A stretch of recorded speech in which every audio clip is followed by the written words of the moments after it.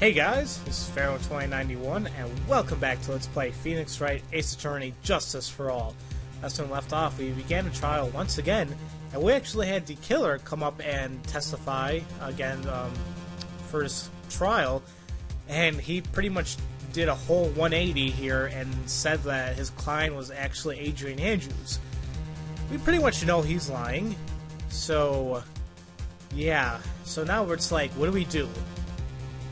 He pinned it on Adrian. We can win the trial here and save Maya by saying that we get the verdict right now. However, morally, we know we can't do this. We know Ungard is guilty, so I say we throw a chance away and follow our instincts. So let the trial continue. Phoenix, I can't do it, Mia. I can't accept I'm not guilty. You are a lawyer. I know. But Ungard is a killer. A murderer. I can't let him get away with this. I can't let someone else take the fall. If I let Miss Andrews be convicted, then I am no better than Ungard. And even though I don't want to admit it, I have to face the fact that it is because of Edgeworth that I now know the real truth. He could have gotten Ungard convicted so many times over, but he never took a single one of those chances. If I take this verdict right now, I'll be betraying his trust. His trust? I never thought about it until now. I trust him? Yes, you do. Mr. Wright, your opinion, please.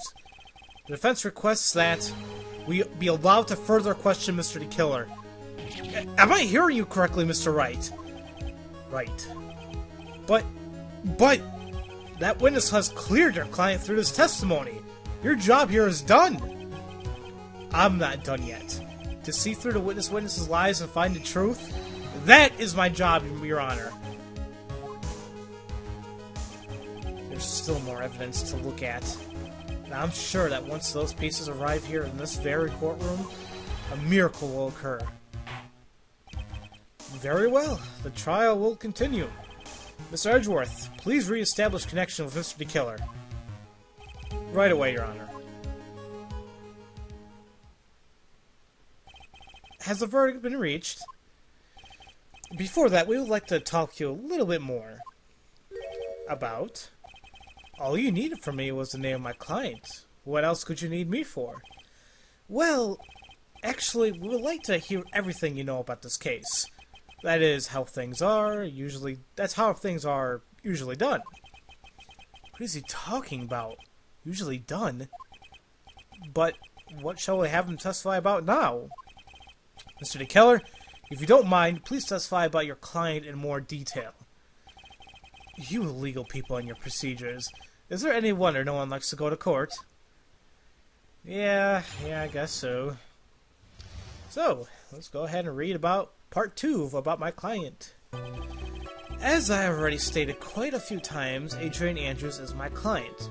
However, one thing I simply cannot overlook is tampering with the scene of the crime. My client did it to frame another for the crime, while pretending to be the first person to discover the body and enter the scene. Adrian Andrews already knew from the very beginning that Juan was dead. But even more appalling is the creation and planting of the knife and button. That act is what I was referring to when I said that my client was broken the rules. Okay. This is a most unexpected turn of events for the 5th time now? However, this time everything has finally been revealed. Just a second, Your Honor. Yes, Mr. Edgeworth? We still have the cross-examination to do. But you don't need to question testimony like this. Do you, Mr. Wright? Your Honor, the defense will question the witness. As if I have a choice here. Huh? Why? What this witness has said is nothing but beneficial to the defense's case. If you scrutinize the testimony, then I'll expose the lies in that oh-so-beneficial testimony, I suppose. I don't understand what's going on anymore. That makes the two of us. Yeah, that does make the two of us. However, if you caught on to one of the statements Mr. DeKiller already testified to, you would know that there is a contradiction in what he said. And I believe it's coming up right now or something. Hold on if I can find it. Here we go. She already knew from the very beginning that Juan was dead. Now let's go back to the wine glass, shall we, I believe? Here we go. It was found next to the victim, filled with tomato juice, blah, blah, blah. The thing is, she said that she brought it to him, and that's why she has those fingerprints on there. She brought it to him without even knowing that he was dead. So, hey, contradiction. Thank you so much for taking the time to testify, Mr. DeKiller. What is the meaning of that attitude? When Adrian Andrews entered the victim's room, your client had no idea that Juan had been murdered. But how do you know that? From this wine glass, Your Honor. The glass? Mr. DeKiller's supposed client thought Juan had only fainted, which is why the glass of tomato juice was poured for the victim. But isn't that just a part of Adrian Andrews' calculated plan? That is not possible, Your Honor. This glass bears the fingerprints of that person. Had this been planted, they would have never left their fingerprints behind. Well, I see your point. Mr. Edgeworth, what is your opinion? Strangely enough, I had the same exact thought just now. Witness, how do you explain a strange phenomenon? Isn't it a waste of time to ask about such a minor detail? It's not a very important point anyway, correct? Uh-oh. I'm afraid you are mistaken. If Adrian Andrews really is your client, as you claim, then your client should have knowledge of Juan's death. If not, then that can only mean that Adrian Andrews was never your client at all! It's kind of funny just talking to a walkie-talkie just up there. How strange. Yes? Why is it that the attorney has yet to raise an objection at this absurd situation? Phoenix, if the killer figures out what we're up to, we're in real trouble. Yeah, I know. Mr. Edgeworth, I'm surprised. You know you can't say things like that without any evidence. Sorry. That sounded like an awfully weak objection to me. Anyway, I am positive there was a contradiction in that testimony. I think Edgeworth wanted to say, "Shut up, Judge!" The prosecution requests further testimony concerning when the request was taken. Very well. Right now, I have to buy us more time. While we wait for the items the killer left behind to get here, I just know that the very outcome of this trial lies with those items. It most likely does. Request taking. This request came to me, about a week ago? It was a request for my services on the night of the award ceremony. We met at a certain bar to discuss and finalize a few matters. That is what occurred. I trust my memory, and I believe I have made no mistakes. So you physically met your client, huh? That is correct. Meeting one's client is the first step to building trust, in my opinion. I see. Well, Mr. Wright, your cross-examination, please.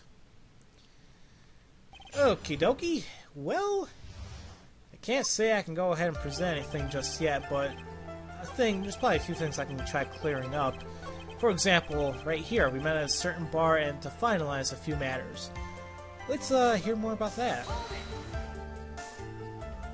So you physically met Adrian Andrews, right? Of course I did. What was that? What was that? What was this, a brief pause? Why can't I talk? Press further. Witness, I would like for you to give us a few more details. I always meet my clients as a matter of principle. I have never taken their request by telephone or mail. And why is that? That's because I value the trust between a client and myself above all else. And the only way to establish that is to speak to the client while looking them in the eye. Well, Mr. Wright, was the testimony just now any of any importance? Not really. Not that I saw. Why he meets his client is not important, and that wasn't a point. Witness, please stop sidestepping my questions here. What do you mean by that? My question was, did you really meet Adrian Andrews in person? I've already told you, Mr. Wright. I did. It was only through talking with him face-to-face I began to trust him. That's when I thought I can trust this person as a client. It's true that they say about talking face-to-face. Well, Mr. Wright, was the testimony just not of any importance? And if you did catch it, yes. It was important. And I think you guys might know, but in any case, maybe it's going to be explained right here. If I heard what I think I heard just now, then I think I've got him. Your Honor, I believe your testimony just now was of the utmost importance.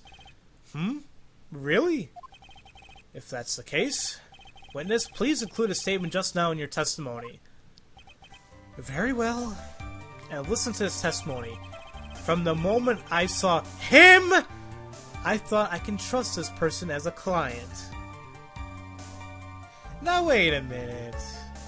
Him? I thought you said you met Adrian Andrews. Adrian Andrews doesn't look like a guy, does she? No, look at her. There's no man thing about her. I would like to go over this one more time. You met Adrian Andrews at the bar and took the request at that time. Yes, that is correct. And that's when you thought he was trustworthy. How many times must I repeat myself? Yes, that is correct. I'm sorry, but that is an impossible tale. What? Shelley the Killer, you have never met the real Adrian Andrews. Oh, what would you say? Why would you say that? Because you made one very big slip-up about her. So what is this issue? What did you just say now? About her?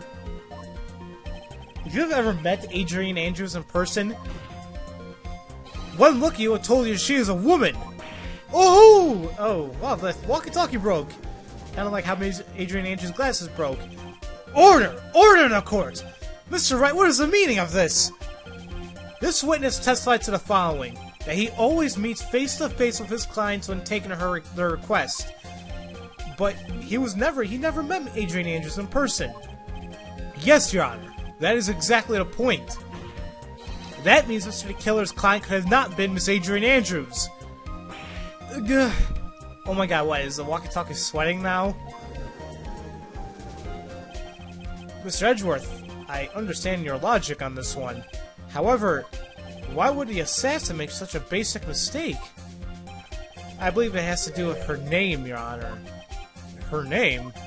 Yes, Adrian Andrews is, without doubt, a very androgynous... I can never say the name androgynous name, which means it can go either way, you know, well, man, woman, you know, blah. Yes, I see.